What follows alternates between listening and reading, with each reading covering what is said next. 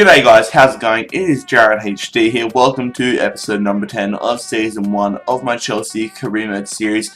Quickly, before we get into the video, if you are looking for cheap, fast and reliable Ultimate Team coins, make sure to check out FIFAcoinsforsale.com and use the discount code JaredHD at checkout for 5% off. But a little bit of a warning guys, I am feeling pretty under the weather at the moment. I am on a new diet, the cabbage soup diet. You may have heard of it or something, but it's getting me, like, it's detoxing my whole body, and like, I've got a massive headache from it at the moment and a bit of a stomach ache, so sorry if I sound a little bit under the weather, but I'm going to try my best to soldier through this episode. But we have a matchup now in the Barclays Premier League against Hull City, and we got to a pretty poor start, as in the 7th minute, as you would have just seen, we conceded a goal, which is definitely very annoying. But then on the stroke of half-time, S1E10 is going to pass it out wide to Hazard to Gary Cahill. Cahill's going to whip it into Balotelli, and what a great headed goal there from Mario Balotelli, and Gary Cahill getting a very rare assist, which is a good thing to see, I suppose. Goal is goal, but on the other side of halftime, pretty much straight after the break, it is S1E10 on the ball, passing it back to Oscar. What a great shot from Oscar. Too much power for the keeper to save it from Hull City, and then Oscar gives us a 2-1 advantage, which is definitely very well worked. And we defeat Hull City 2-1 to get 3 competition points, which of course is very, very good. We're going to push on now, still in the transfer window, as you will see in a second, and we will be getting some transfer offers here. The first one is from Barcelona for Mario Balotelli, and they offer £39 million, but I'm going to reject it straight up. He still has a lot of potential, Mario Balotelli, and he's been an absolute gun for us so far this season, so maybe I'll sell him when he's worth about £150 million, but not at the moment. And as you would have seen, AS Monaco went in for David Luiz, but I don't have any plans of selling him anytime soon. He is one of my favourite players in real life that plays for Chelsea.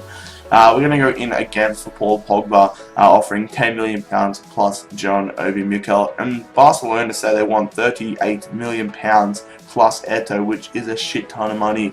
So I will go back to them and say £30 million, I think I did, or 28. I was really contemplating it in my head for a very, very long time. But guys, in a few hours, the Barclays Premier League final game of the season is going to be going ahead. And since I'm a Fulham fan, I don't really have any interest in who wins any of the matches now that we are officially relegated, which sucks a lot.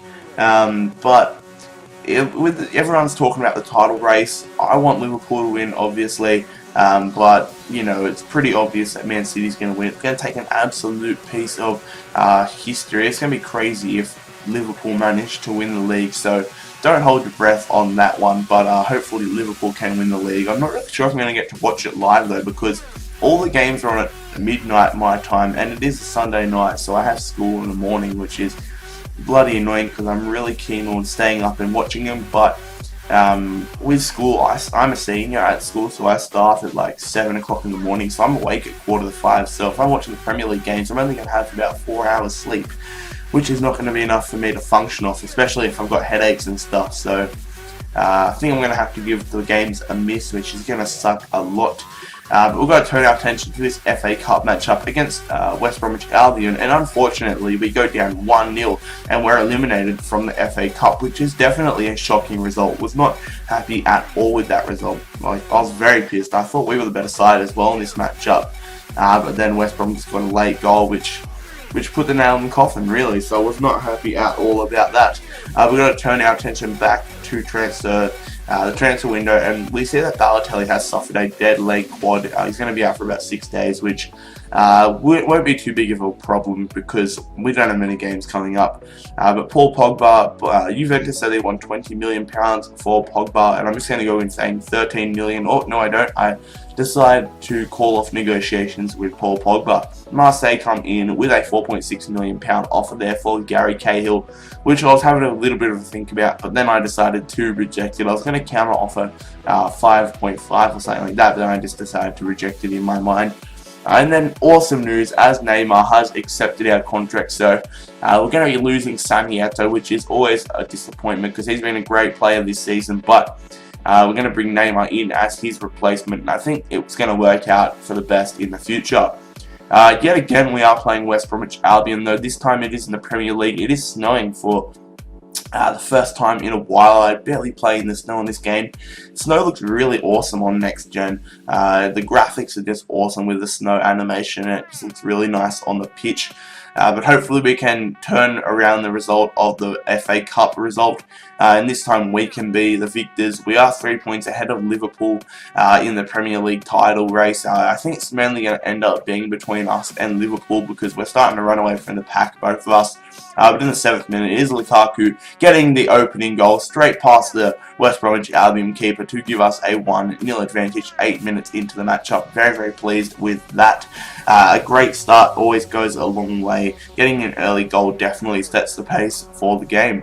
We're going to move on in a second, and it's going to be Willian on the ball here, and the Brazilian man looking for his Brazilian teammate, being Neymar. Can he get his first goal? Yes, he does. The big man, Neymar dos Santos, getting his first goal in Chelsea colours. Pretty happy with that, and the boots look really sick that he's wearing.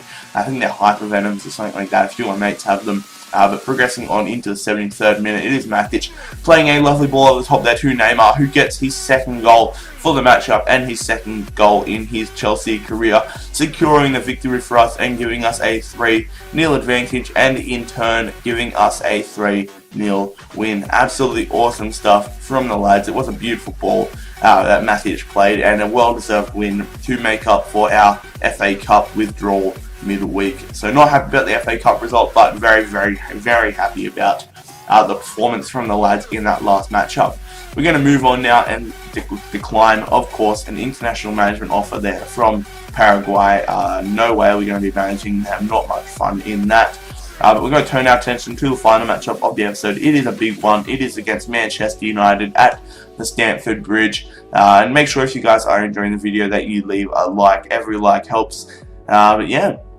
This is going to be a very, very tough match, and don't forget I am only showing the goals, so don't get too disappointed, but you'll understand why I said that in a second. But Man United are sitting in 6th position, we are sitting in 1st. There's a huge gap between our two sides, and we only get 1 point from this matchup. It ended a 0-0 draw, and it was probably the most boring match of FIFA I have ever played. It was so crap. It was just in the midfield the whole time. Even if I tried finding some highlights, I would have definitely struggled to find some. It was not fun at all. We're going to progress now, and we're going to go in for Benzia because I feel we need a young backup striker. I know we have Islam Farouk, but he's not first team material. I think Benzia could do a half decent job if he had to play in the Premier League against the side like West Brom or a lower league side. So and he has a lot of potential as well, so that definitely helps. But guys, this is how we're going to end the episode number 10 of Season 1 of the Chelsea Career Mode series. I'm sorry yet again for my lack of enthusiasm you may have felt because of my headache. It's really hurting at the moment, so I really need to get some Nurofen after this commentary. Make sure, if you enjoyed the video, you leave a like. Make sure you subscribe if you are new around here. Follow me on Twitter at JaredHD, but most importantly, have an awesome day. It's been JaredHD here. I'm out. Peace.